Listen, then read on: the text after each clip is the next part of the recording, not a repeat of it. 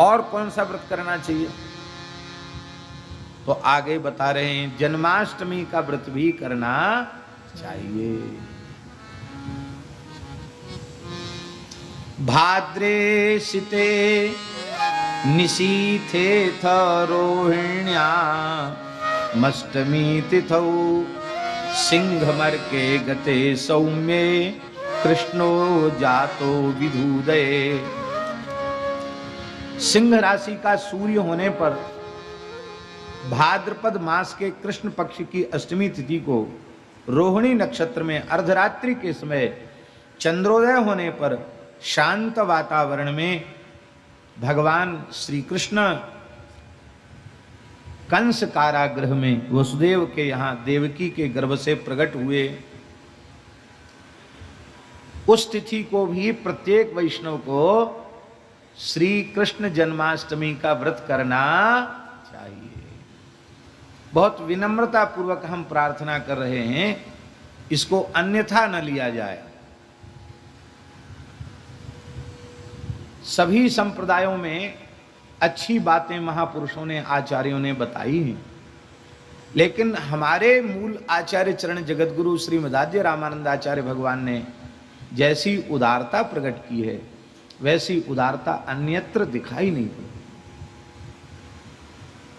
सीधे सीधे शब्दों में कहें तो अन्य लोगों ने रामनवमी व्रत पर ज्यादा जोर नहीं दिया, जन्माष्टमी व्रत कर लो, रामनवमी की जरूरत नहीं, ये निषेध न किया पर विधान भी नहीं किया। पर यहां जैसा उत्साह पूर्वक रामनवमी का व्रत करना चाहिए उसी उत्साह से कृष्ण जन्माष्टमी का व्रत करना चाहिए। हमारी बड़ी विनम्र प्रार्थना है। ये जो हमारे यहाँ वैरागियों में आरती स्तुति के समय जो कुछ बोला जाता है, तो ये आज की बात नहीं है। जिस समय समाज संगठित हुआ था,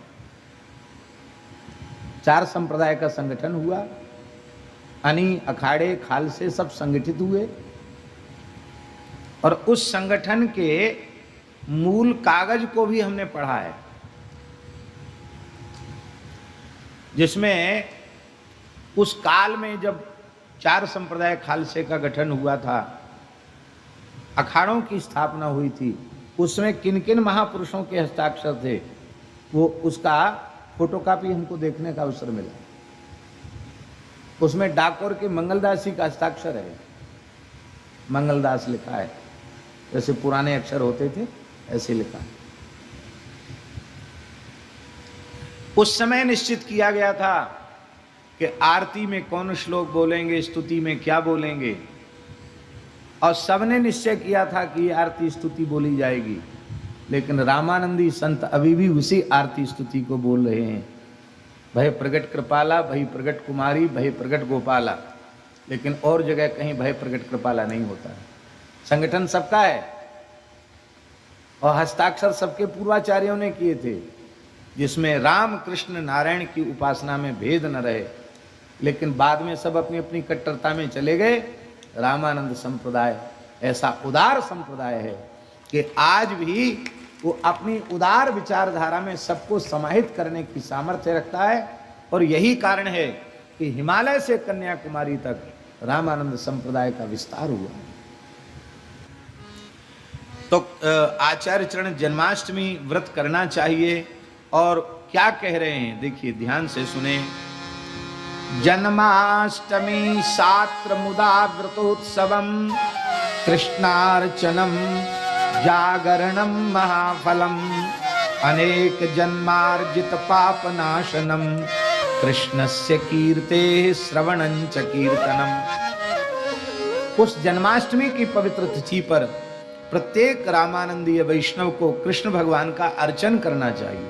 कृष्णार्चनम, जैसे रामार्चन है ऐसे ही कृष्णार्चन की भी पद्धति है। लेकिन इस समय कृष्णार्चन की पद्धति प्रायः विलुप्त हो गई, लेकिन अभी संतों की कृपा से अपने यहाँ रामार्चन की पद्धति अभी भी चल रही है। कृष्णार्चन करे, जागरण करे, उसका बड़ा फल है।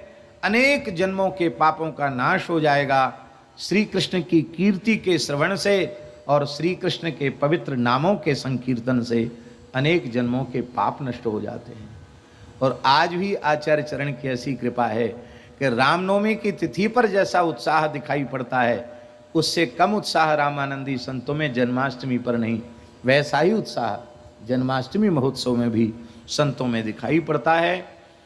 ये विद्या जन्माष्टमी भी नहीं करना चाहिए। त्याज्याष्टमी चेदथ वाजि विद्या तथाग्नि विद्धम विधिवम च हेयम चेदष्टमी नो विधिवेन युक्ता महात्मभिर विष्णु परायण स्तई। यदि सप्तमी के वेद से युक्त अष्टमी हो तो वह उपवास के लिए अत्यंत त्याज्य है। कृत्तिका नक्षत्र से युक्त रोहिणी हो तो वह रोहिणी नक्षत्र भी त्याज्य है। और सप्तमी वेद से रहित अष्टमी में कृत्तिका के वेद से रहित रोहिणी नक्षत्र हो तब तो कहना ही क्या है, वह प्रशस्त है और उसी तिथि में व्रत करना चाहिए। वैष्णव मताब्ज के अनुसार जन्माष्टमी निर्णय में सूर्योदय कालीन वेद ग्रहण किया जाता है और स्मार्त मत में जन्माष्टमी वेद मध्य रात्रि में माना जाता है। लेकिन श्री रामानंदाचार्य जी ने अरुणोदय के काल में, सूर्योदय के काल में वेद माना है। सूर्योदय के काल में यदि सप्तमी है और बाद में अष्टमी लग गई है तो वैष्णवों को व्रत नहीं करना चाहिए, आगे की तिथि में व्रत करे, लेकिन सप्तमी विद्या न करे। विद्या जयंती यदि सप्तमी युता शुद्धा तथा सा नवमी युता यदि याह रोहिणी बन्नी युता तो विद्धिका गेया च शुद्धा यदि सा परान्विता। कहते अष्टमी तिथि सप्तमी से युक्त होने पर विद्या कहलाती है और नवमी से युक्त होने पर वो शुद्धा कहलाती है। भले ही नवमी से युक्त हो जाए कोई बात नहीं, लेकिन शुद्धा करना चाहिए। रोहिणी नक्षत्र कृत्तिका से युक्त होने पर विद्ध कहलाता है और रोहिणी नक्षत्र मृगशिरा नक्षत्र से युक्त होने पर शुद्ध कहलाता है। ब्रह्मविवर्त पुराण में भी लिखा है कि सप्तमी से संयुक्त अष्टमी का त्याग करना चाहिए। वर्जनीया प्रयत्न सप्तमी सहिताष्टमी। अष्टमी तिथि में रोहिणी नक्षत्र पड़ जाए तो वो विशेष महात्म्य की हो जाती है, इसलिए रोहिणी नक्षत्र का भी आदर करना चाहिए। कृष्णाष्टम्याम भवेद यत्र कलयिका रोहिणी, यदि एक कला भी रोहिणी है तो जयंती नाम सा प्रोक्ता उपवेश्या प्रयत्नता।